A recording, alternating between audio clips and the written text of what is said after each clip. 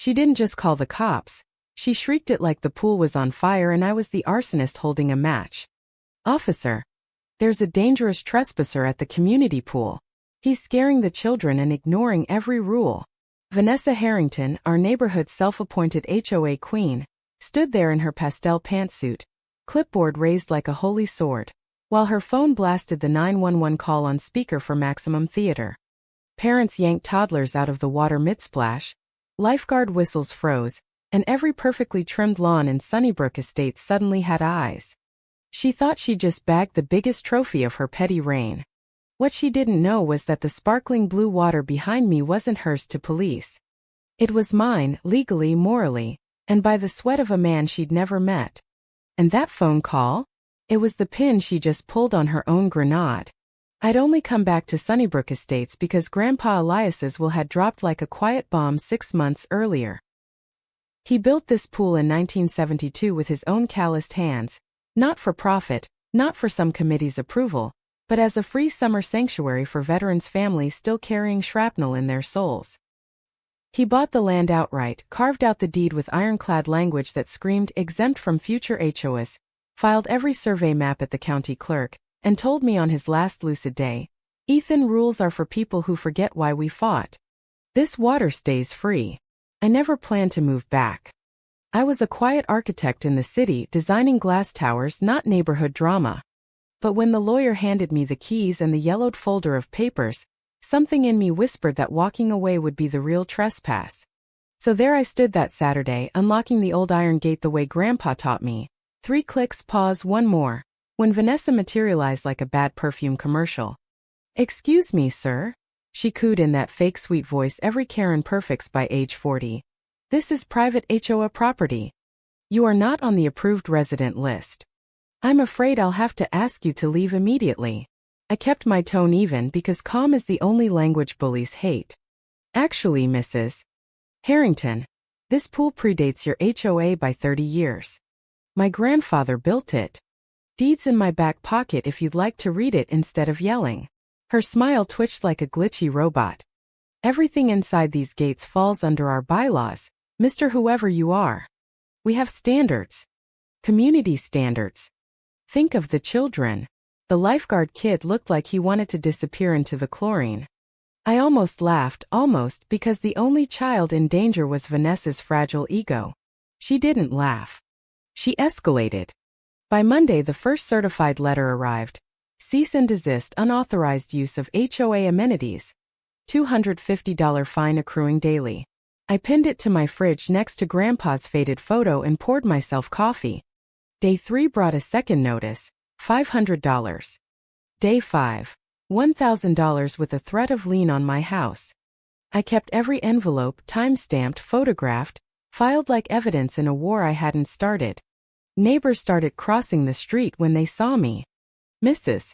Langley from 2 doors down actually whispered, "Ethan, honey, just pay it.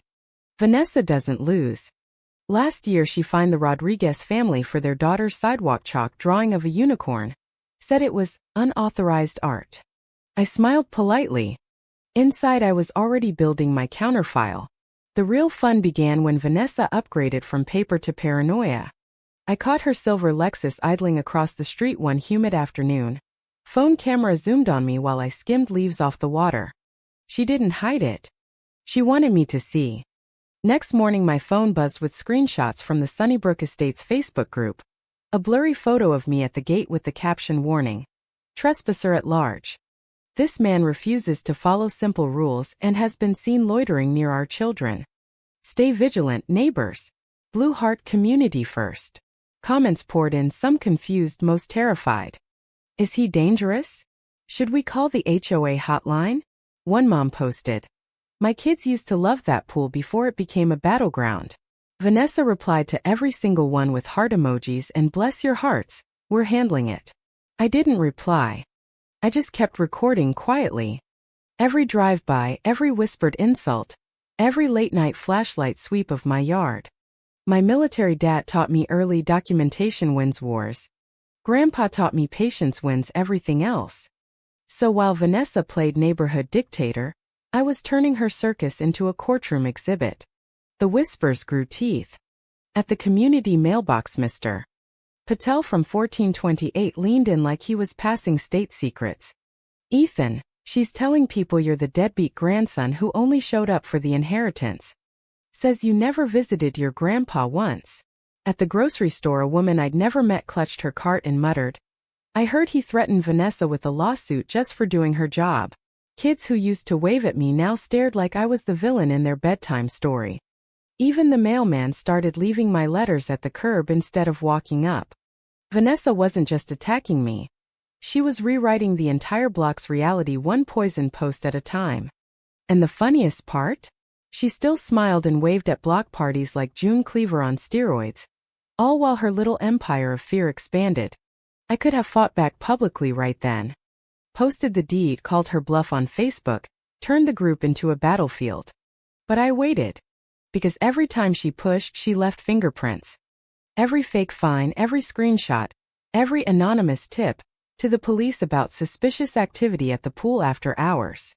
I had timestamps, geolocation, her license plate in the background of my own quiet videos. Patience isn't weakness. It's the slow blade. By week 4, the fines had ballooned to $4,800 and the police had visited my door twice, both times politely leaving after I showed the original deed. Vanessa's frustration was starting to crack her perfect makeup. I saw it in the way her voice pitched higher when she cornered me at the pool gate again. Mr. Caldwell, the board has voted unanimously. Pay the fines or we will pursue legal action and public disclosure of your behavior. I tilted my head, genuinely curious. Public disclosure of what, exactly? That I own the land your bylaws magically can't touch. Her laugh was brittle. You think a piece of old paper protects you? This is Sunnybrook. We decide what's allowed here. I almost felt sorry for her, almost, because she truly believed her clipboard trumped county records. That night I sat at my kitchen table surrounded by 3 growing folders. Vanessa's lies, county proof, and neighbors who used to smile. The house was quiet except for the hum of the fridge. Grandpa's photo watched me from the mantel, that same half-smile he wore when he poured the concrete. I whispered to it, I'm not letting her steal what you built. For the first time since I moved back, the weight felt lighter. Because I wasn't alone. I had the paper trail, the law, and something Vanessa would never understand, legacy that doesn't come with monthly dues. The HOA emergency meeting was called for Thursday night in the clubhouse that smelled of stale coffee and broken dreams. Folding chairs scraped across cheap carpet as 40 nervous neighbors filed in. Vanessa stood at the front like a game show host who'd already rigged the prizes, her pastel blazer buttoned to the throat, gavel in one hand, fresh stack of printed evidence in the other. When I walked in carrying my thick accordion folder, the room went graveyard quiet. Someone actually gasped. Vanessa's smile stretched too wide. Well, Mr. Caldwell decided to grace us with his presence. Tonight we vote on escalated enforcement regarding the unauthorized use of association amenities and ongoing violations of community standards. She launched into her greatest hits. I was disruptive, disrespectful, a clear threat to property values. She even projected the blurry Facebook photo onto the pull-down screen like it was Exhibit A in a murder trial. A few people nodded on autopilot, the same ones who'd crossed the street when they saw me coming. But I noticed something new. A few others shifting uncomfortably, eyes flicking between her performance and my calm face. I waited until she finished her aria, then stood. The room held its breath. Before anyone votes, I said, voice low but carrying, maybe we should look at actual law instead of Facebook fiction. I slid the original 1972 deed across the table. The county seal caught the fluorescent light like a spotlight. This pool and the land it sits on were explicitly excluded from any future homeowners association. Grandpa Elias filed it that way on purpose, because he'd watched too many bureaucrats turn neighborhoods into prisons with pretty fences. I unfolded the survey map next, tracing the thick black line that stopped dead at the pool gate. Your bylaws end right here. Every fine, every police call, every smear post? Legally worthless. Vanessa's face did something beautiful. It turned the color of cheap rose. This is ridiculous. He's clearly forged. Forgery is a serious accusation, Mrs. Harrington. I cut in, still calm. Especially when I have the original notarized copies and county clerk stamps. Want to see the veteran grant records too? The ones that prove this was always meant to be a free space for families who earned it. Murmurs rippled. Phones started coming out, people recording now, but not for Vanessa. For once the spotlight was shifting. She tried to rally. The board has already voted. We're placing a lien. I smiled for the first time all night. Go ahead. My attorney's been waiting for that paper trail. Every single fine is documented harassment. Every post is defamation. And the police reports? False statements to law enforcement. Felony territory in this state.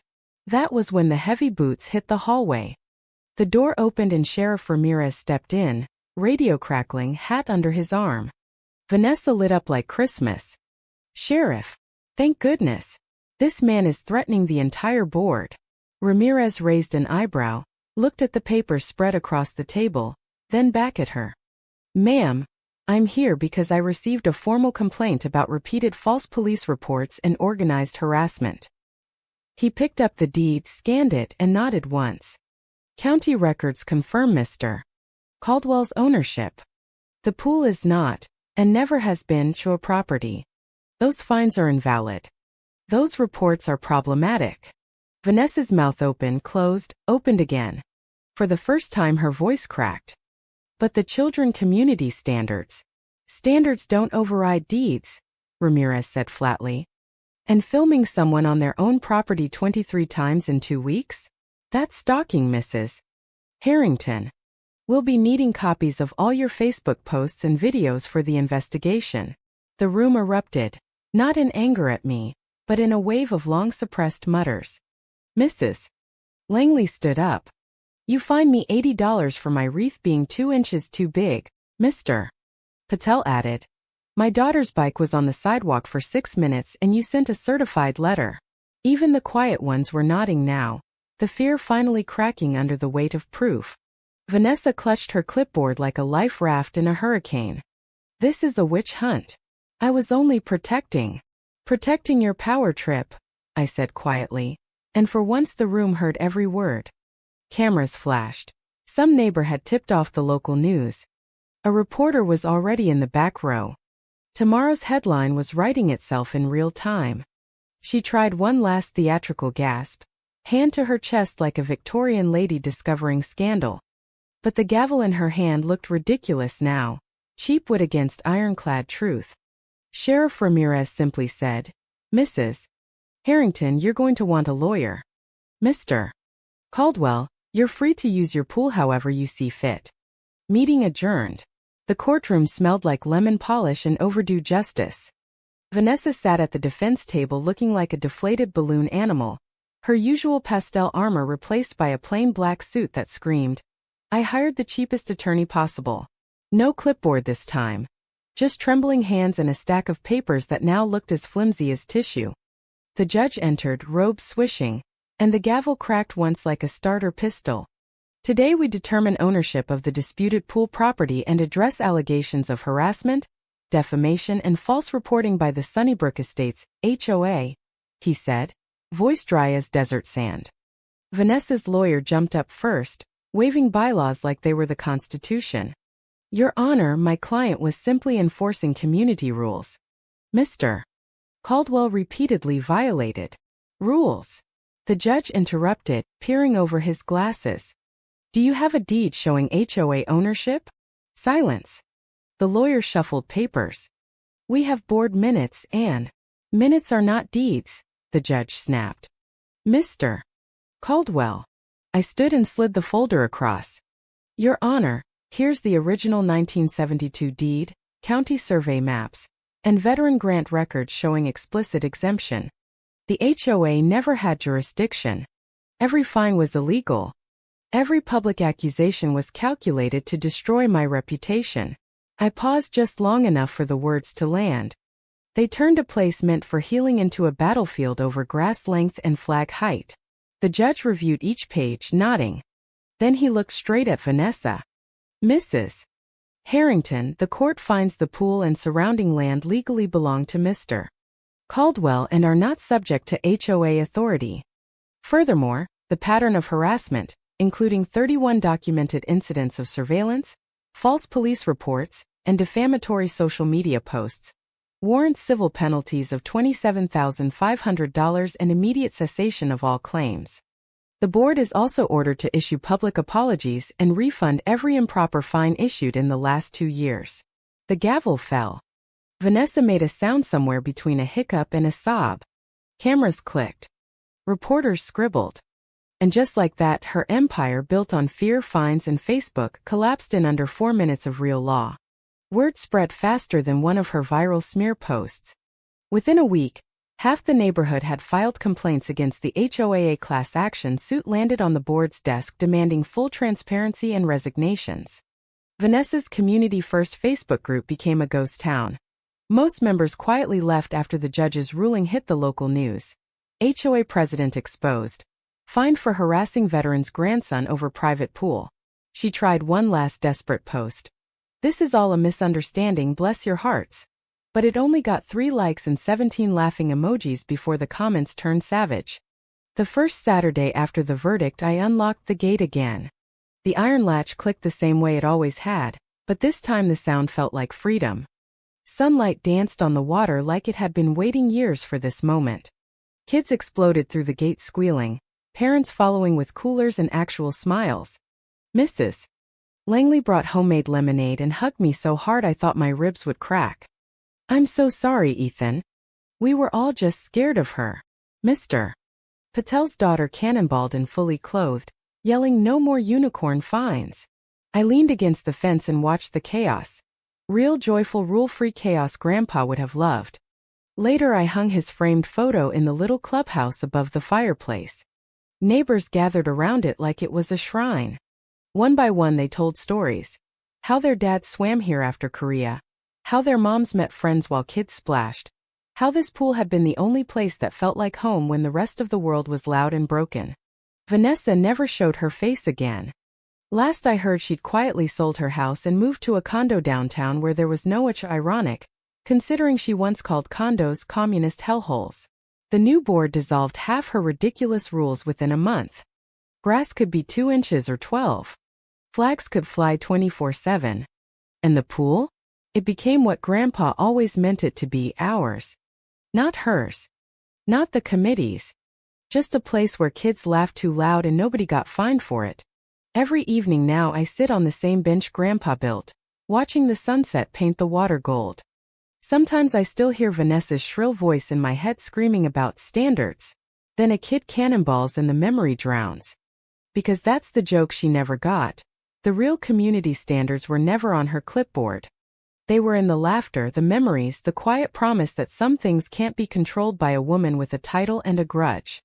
So tell me, when the HOA Karen comes for your backyard, your flag, or your right to simply exist without her permission, will you pay the fine and stay quiet? Or will you pull out the deed, hit record, and watch her empire implode one screaming phone call at a time? Drop your own HOA horror story below. Was the trespasser really the guy with the papers or the woman who thought her clipboard made her God? Let's settle it in the comments. Like, if you're tired of Karens everywhere, share this with someone still living under HOA terror. And I'll see you in the next takedown. Because truth always wins. Even when it has to swim through a sea of bylaws to get there.